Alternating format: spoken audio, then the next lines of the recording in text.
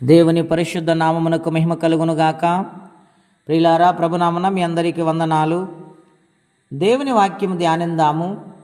నిర్గమాకాండం 16వ అధ్యాయము 15వ వచనం. ఇశ్రాయేలులో దానిని చూచినప్పుడు అది ఏమైనా తెలియక ఇదేమి అని ఒకరితో ఒకరు చెప్పుకొనిరి. మోషే, ఇది తినుటకు యెహోవా మీకు ఇచ్చిన ఆహారము.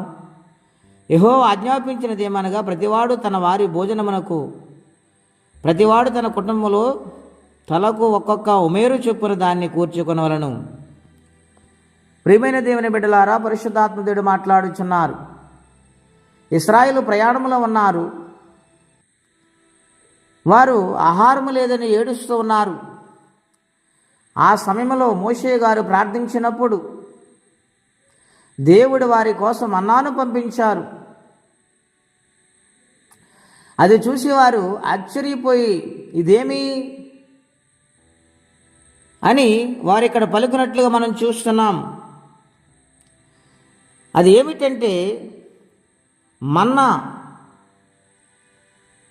ఆ మన్నాను భుజించుటకు దేవుడు వారికి ఆహారము ఇచ్చున్నారు కనుక ఇశ్రాయేలీల ప్రయాణమంతటిలో కూడా మన్నాను వారు భుజించారు. ప్రియులారి, మన్నా గురించి మనకు కీర్తన గ్రంథంలో రాయబడిన మాట 78వ కీర్తన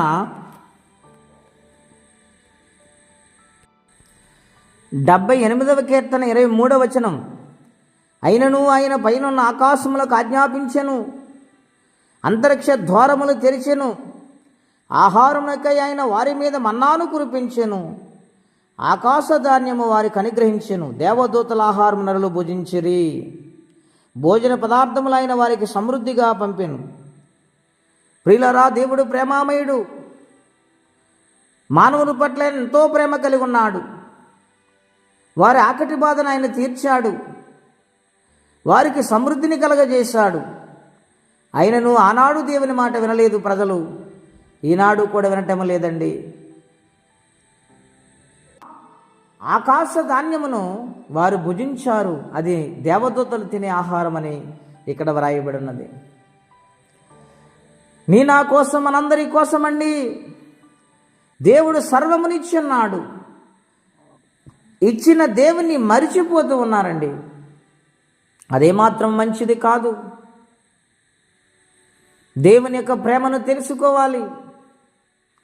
ఆయన కరుణాహస్తాల క్రిందగా లోబడి జీవించే వారిగా ఉండాలి. ఇశ్రాయేలు ప్రయాణములో ఎన్నోసార్లు దేవుని మీద తిరగబడ్డారు. ఆయనను వారికి ఏ లోటు ఆయన చేయలేదు. అరణ్యములో ఎడారులలో వారు ప్రయాణము చేసినప్పుడు నీరు తక్కువ చేయలేదు, ఆహారము తక్కువ చేయలేదు. ఆయన ఇచ్చిన మాట చెప్పున వారిని నడిపించుకుంటూ వచ్చారు. కానీ వారి విశ్వాసమును కోల్పోయారు. అవిశ్వాసము చేత విరిచివేయబడ్డారు.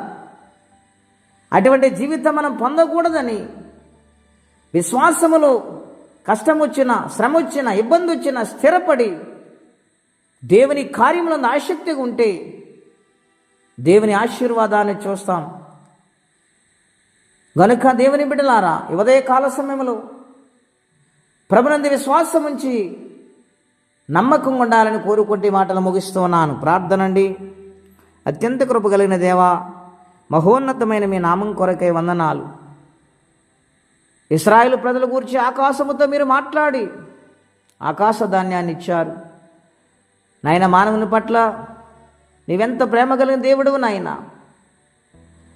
శరణ్యమని కోరుకుంటే ప్రభా, ఏ లోటు రాకుండా మీరు చూసే దేవుడు నాయన.